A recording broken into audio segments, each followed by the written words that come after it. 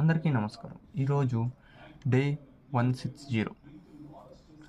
మన భారతదేశం ప్రాచీన కాలంలో జ్యోతిష్య శాస్త్రం గురించి ఎంతో అభ్యాసం చేసింది.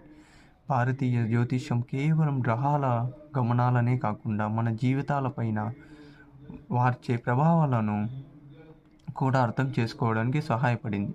భాస్కరాచార్యుడు 12వ శతాబ్దంలో జ్యోతిష్య శాస్త్రంలో అత్యంత గొప్ప శాస్త్రవేత్తగా పేరు పొందారు.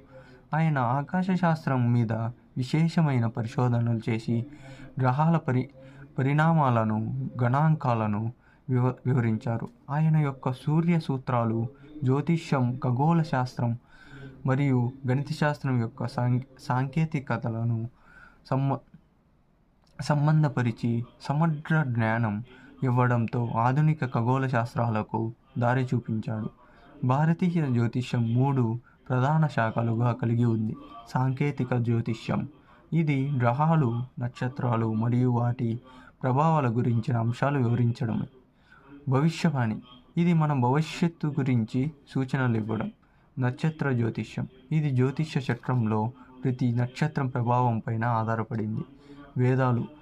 వేదాలు మన శాస్త్రంలోని ప్రాథమిక గ్రంథాలు. జ్యోతిష్య శాస్త్రానికి సంబంధించిన ఎన్నో వాస్తవాలను చెప్పినాయి. వేద జ్యోతిష్యమును అర్థం చేసుకోవడం వేదకాలంలో జరిగిన సంస్కృత సాహిత్యాలపై ప్రభావం చూపించి మన జీవితాన్ని మెరుగుపరచడానికి, నెమ్మదిగా ప్రాచీన జ్ఞానాన్ని చేరుకోవడానికి సహాయపడింది. జ్యోతిష శాస్త్రం మన జీవితంలో జరిగే ఆలోచనలు, చర్యలు, సమయాలు, గ్రహాల పరిణామాల ప్రభావం, పరిచయాల కూడా జీవితాన్ని ప్రభావితం చేస్తాయని చెప్పింది.